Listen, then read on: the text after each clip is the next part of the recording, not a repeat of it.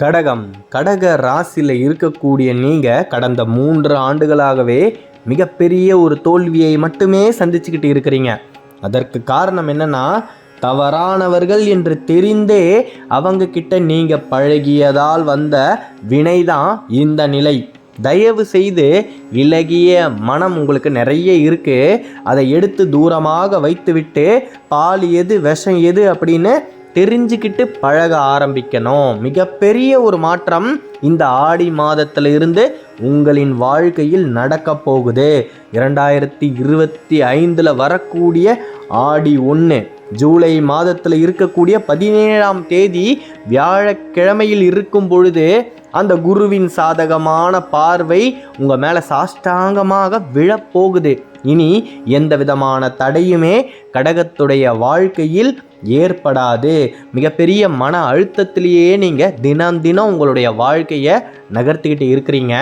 அந்த மன அழுத்தம் உங்களின் மனதை விட்டு விலகப் போகுது.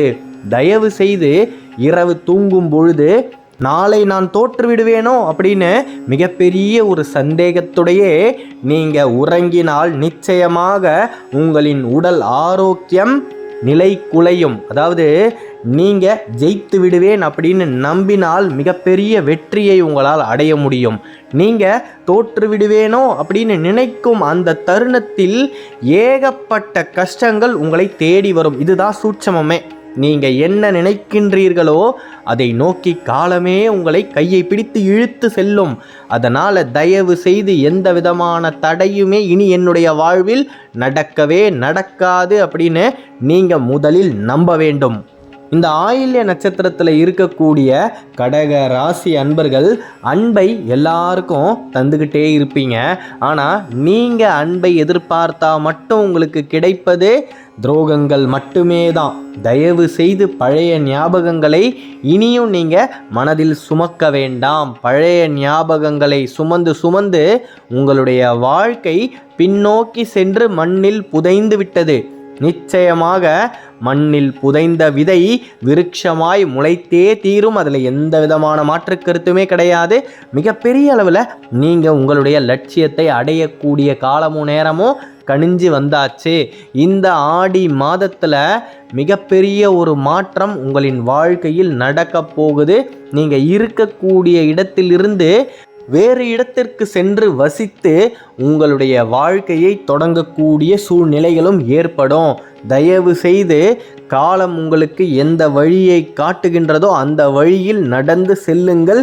இனியும் அடுத்தவர்கள் காட்டக்கூடிய வழியில் தயவு செய்து செல்ல வேண்டாம். நீங்கள் தனியாக இருக்கும் பொழுது நிறைய பேர் உங்களுக்கு ஆறுதலாகவும் ஆதரவாகவும் இருப்பாங்க.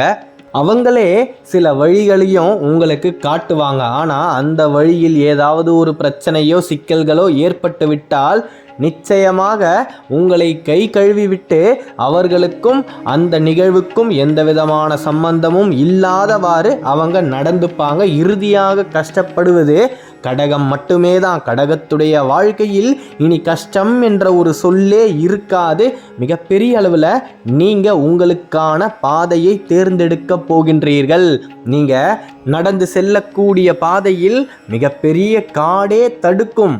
அப்படி காடு தடுக்கும் பொழுது நீங்கள் காற்றாய் மாறி அந்த காட்டை கிழித்து கொண்டு உங்களுக்கான பாதையை உருவாக்க வேண்டும். நிச்சயமாக கடகத்தால் அது முடியும். ஏன்னா அந்த அளவுக்கு புத்தி கூர்மையை கொண்டது 12 ராசிகளிலேயே கடகம்தான்.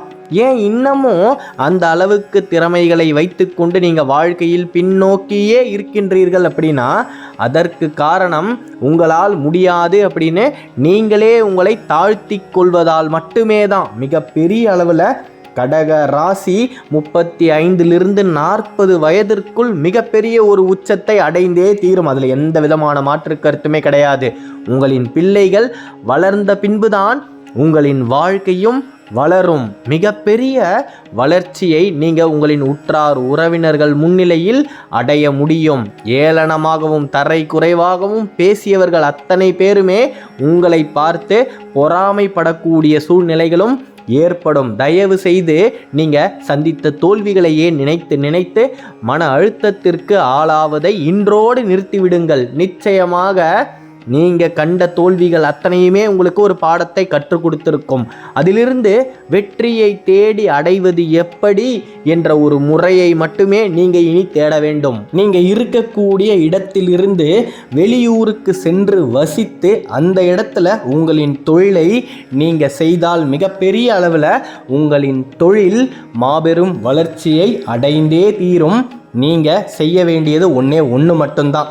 உங்களின் வாழ்க்கைக்கு என்ன தேவையோ அதை நீங்கள் பிரபஞ்சத்திடம் மன நிறைவோடு கேட்க வேண்டும். நான் என்னுடைய உற்றார் உறவினர்கள் முன்னிலையில் மிகப்பெரிய வளர்ச்சியை அடைய வேண்டும், மாபெரும் கோடீஸ்வரனாக நான் மாற வேண்டும் அப்படின்னு உங்களுக்கு இருக்கக்கூடிய அனைத்து கஷ்டங்களையும் மறந்து இன்பங்களை மட்டுமே நீங்கள் நினைத்து கொண்டு அந்த இன்பங்கள் நிறைவேற வேண்டும் என்று நீங்கள் எண்ணினால் நிச்சயமாக இந்த பிரபஞ்சம் உங்களுடைய எண்ணத்தை ஈர்த்து அதை நிச்சயமாக செயல்படுத்தும். இதில் எந்த விதமான மாற்று கருத்துமே கிடையாது. அதனால தான் நம்முடைய முன்னோர்கள் பூர்வ காலத்தில் சொன்னாங்க, கேட்டால் கிடைக்கும் அப்படின்னு. நீங்கள் எதை கேட்கின்றீர்களோ அது நிச்சயமாக உங்களிடத்திலிருந்தே கிடைக்க ஆரம்பிக்கும்.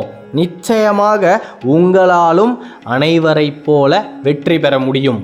உங்களுடைய மிகச்சிறந்த ஆயுதம் என்ன அப்படின்னா ஒழுக்கம்தான். நீங்கள் எந்த அளவுக்கு ஒழுக்கத்தை கடைபிடித்து கொண்டே இருக்கின்றீர்களோ அனைத்து விதமான கஷ்டங்களும் உங்களின் வாழ்க்கையிலிருந்து கொஞ்சம் கொஞ்சமாக விலகி செல்லும். மிகப்பெரிய அளவில் தவறான வழியை நீங்கள் தவிர்த்தாலே போதும், சரியான வழியை அந்த காலமே உங்கள் கண்ணு முன்னாடி கொண்டு வந்து நிறுத்தும்.